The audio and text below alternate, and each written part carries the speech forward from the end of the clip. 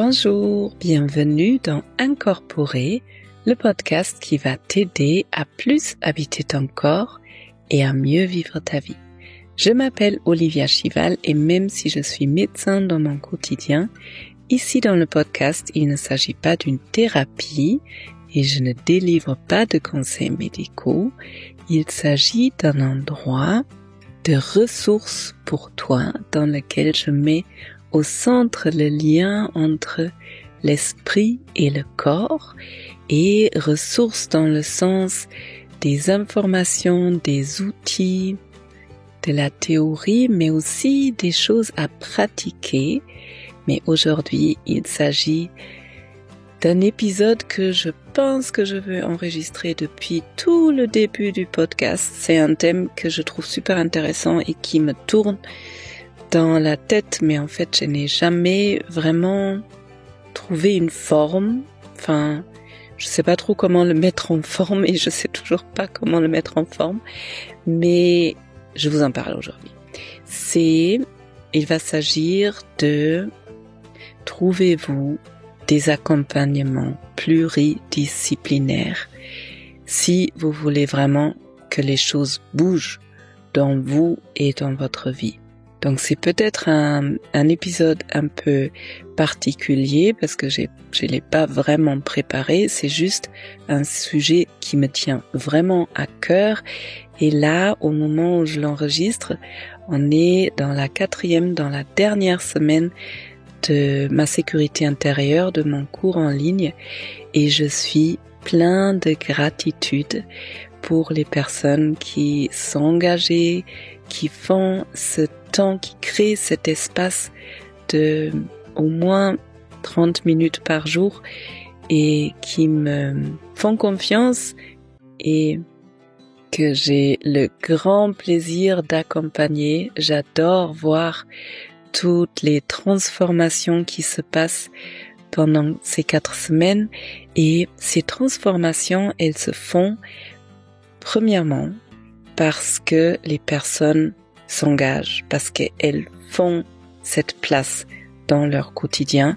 C'est pas rien 30 minutes tous les jours quand on n'a pas du tout l'habitude et c'est vraiment ça qui fait la grande différence. C'est une immersion et je me rappelle quand j'ai commencé le yoga, eh bien à un moment donné, ma prof de yoga, elle m'a dit « Commence à faire tous les jours, Olivia, même si c'est 5 minutes, mais tu vas voir, c'est ce fil rouge qui change tout. » Et c'est ça que je vois avec les participants, c'est vraiment le fait d'avoir une pratique tous les jours qui change tout. Bref, tout ça pour vous dire que dans ma sécurité intérieure, il y a cette pratique, cette routine à faire tous les jours.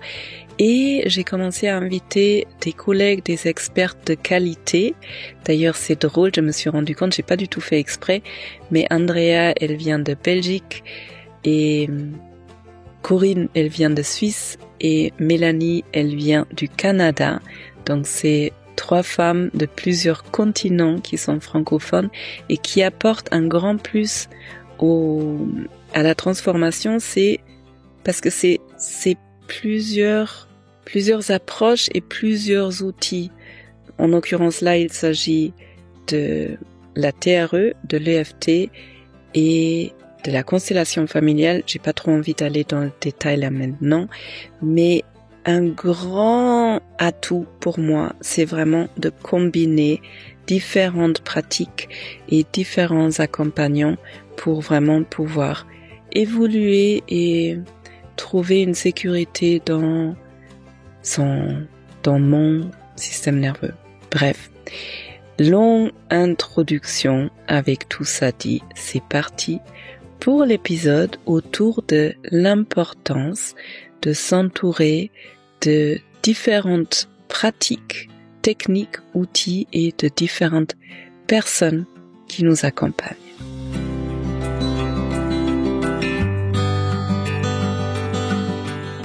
Bon, du coup, par où je peux commencer? Peut-être j'ai qu'à commencer avec moi-même, avec ma propre histoire. En fait,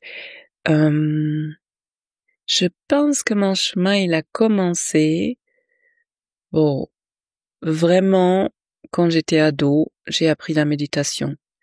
plus tard, pendant mes études, la mère de mon copain de l'époque a vu que je n'allais pas bien du tout, j'avais de l'eczéma sur tout le corps et j'étais probablement dans une sorte d'état dépressif inconscient. Donc elle m'a proposé de voir une amie à elle qui faisait de la kinésiologie. J'ai fait une seule séance, j'ai trouvé ça rigolo, un peu étonnant, mais c'était loin de là où je faisais mes études, j'avais ni le temps ni les finances à l'époque.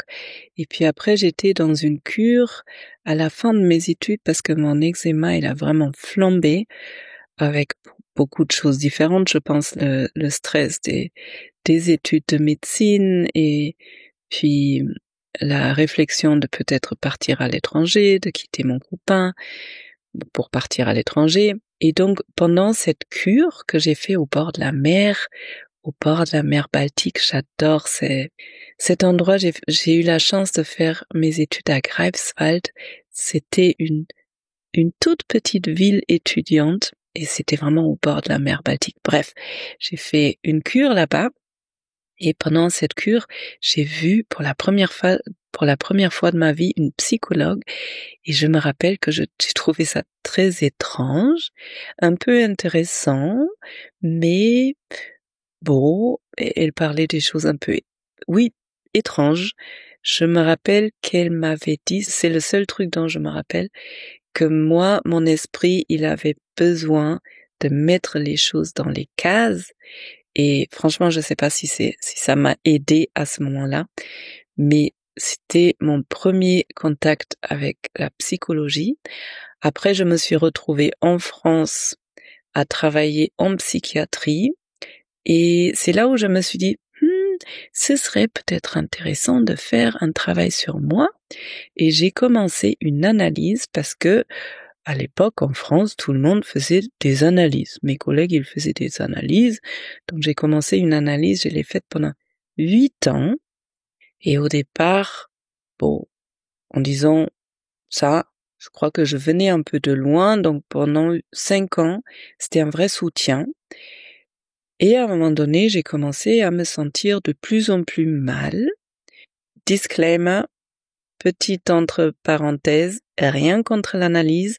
Il y a des personnes pour lesquelles c'est super. Pour moi, je me suis éloignée un peu de ça.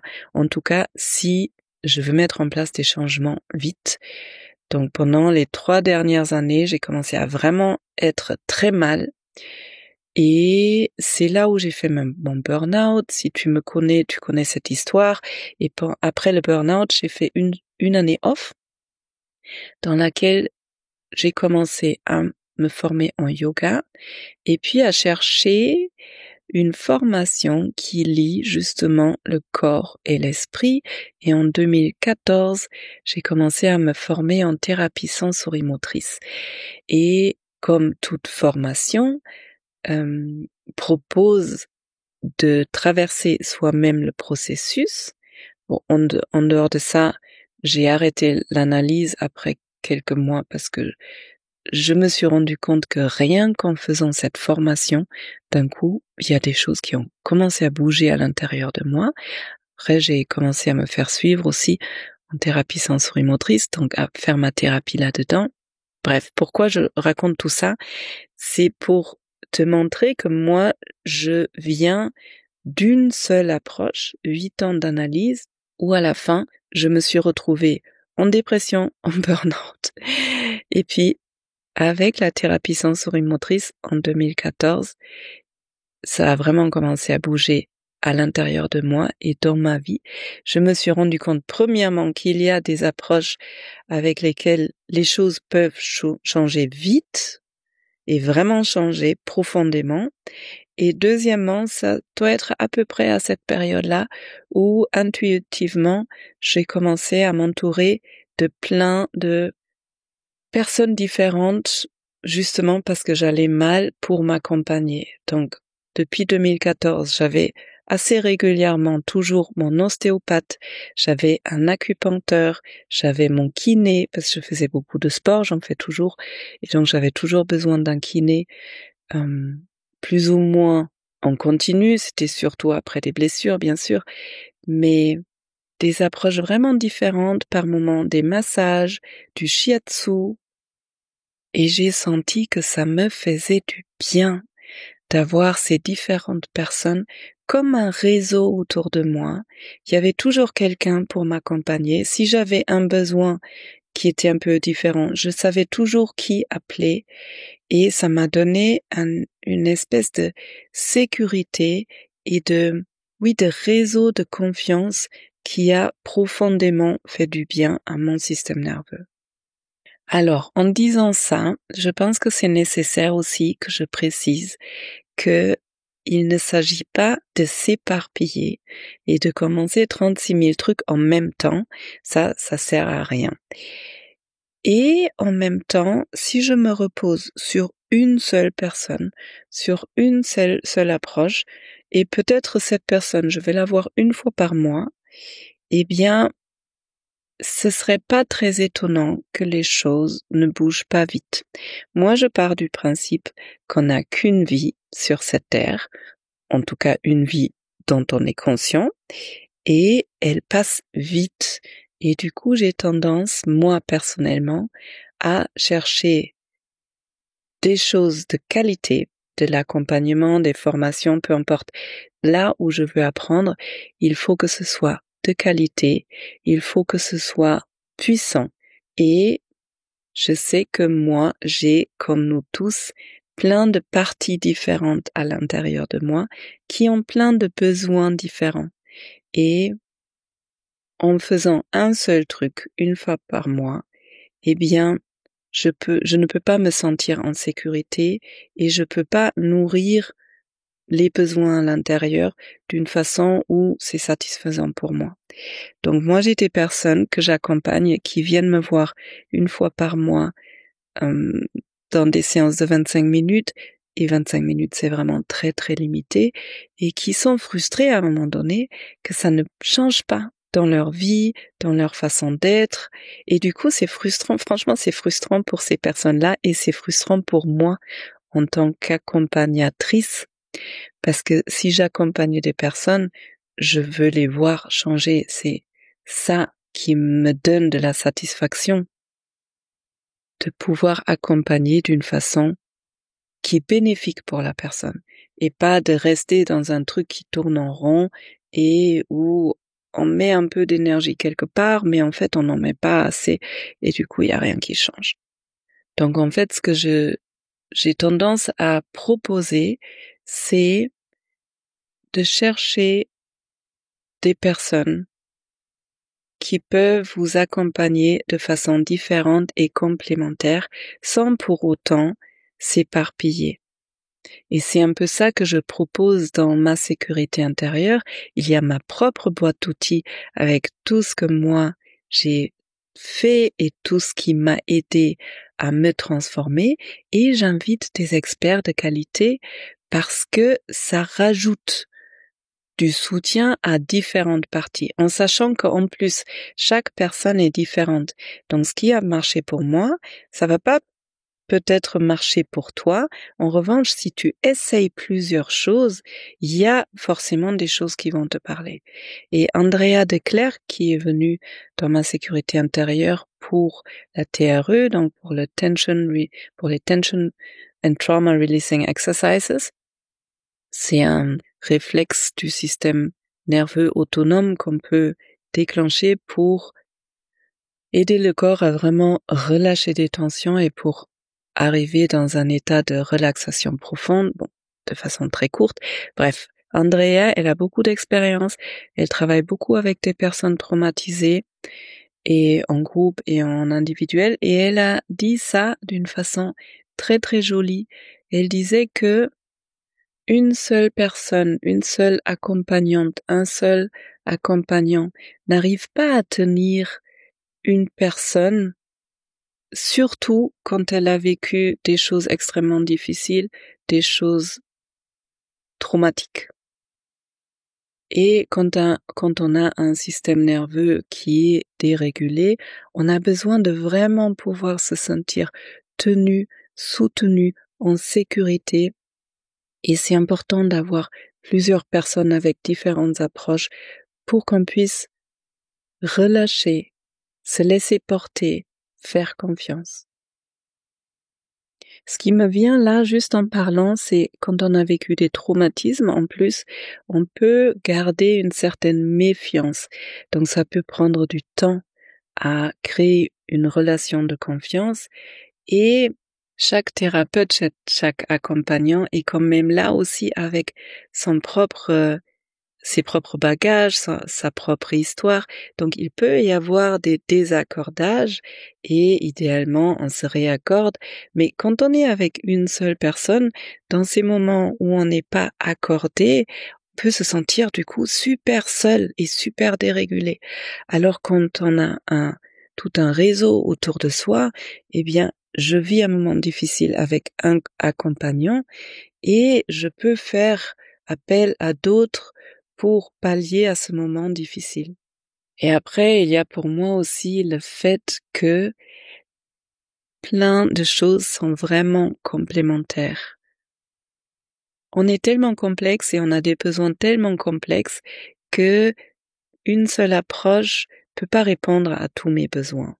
Et encore une fois, il ne s'agit pas de s'éparpiller et on peut aussi faire un tour, une année, plusieurs années avec 1, 2, 3 personnes, puis sentir qu'on a fait le tour et puis on change de pratique, de praticien.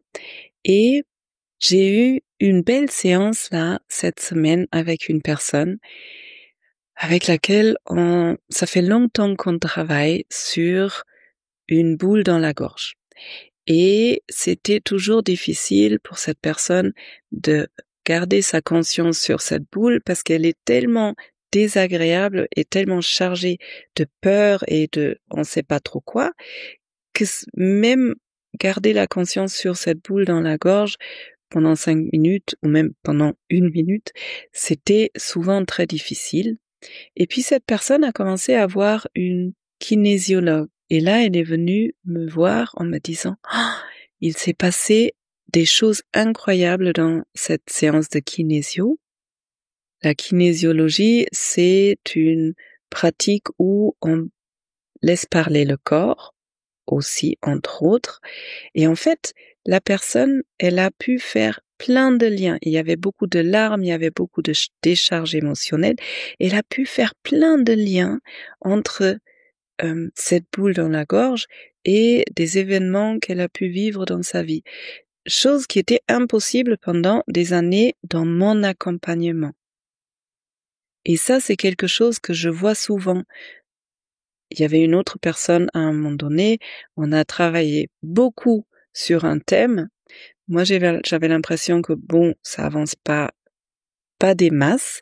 Et puis, elle a vu un hypnothérapeute et dans une séance d'hypnose, il y a énormément de choses qui sont sorties.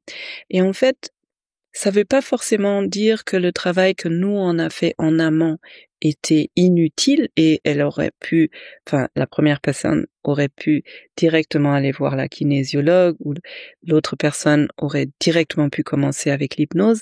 Pour moi, c'est plus une complémentarité. Des fois, on passe beaucoup de temps à lisser le terrain. Il y a souvent du travail qui se fait inconsciemment, où on ne le voit pas forcément à la surface, mais il y a quelque chose qui fait. Et si au bon moment, on va peut-être changer de pratique, ou qui sait, peut-être encore 5 ou 10 séances de thérapie sensorimotrice, et ce serait sorti aussi. Mais des fois, avec un angle légèrement différent, en regardant le même thème, d'un coup, ça peut se débloquer. Et moi-même, j'ai vécu ça plein de fois. Par exemple, il y a un sujet qui était très chargé de douleur, de honte, de tristesse. C'était tellement énorme que pour moi, en thérapie, c'était impossible d'accéder. Ça faisait 2-3 ans que j'essayais et on a travaillé avec les résistances, mais impossible d'y accéder. J'avais l'image d'une grande mer noire et il y a des parts en moi qui ne voulaient pas aller regarder ce qui est dans la mer. Et puis, je suis partie dans mon premier voyage hypnotique, sur lequel d'ailleurs j'ai fait un épisode il y a peut-être 2 ans, et dans une transe, d'un coup, avec énormément d'amour, avec beaucoup de douceur, avec beaucoup de bienveillance, j'ai pu descendre dans cette mer noire et j'en ai toujours les frissons. C'était pas du tout, je suis pas allée dans ce voyage hypnotique pour ça du tout.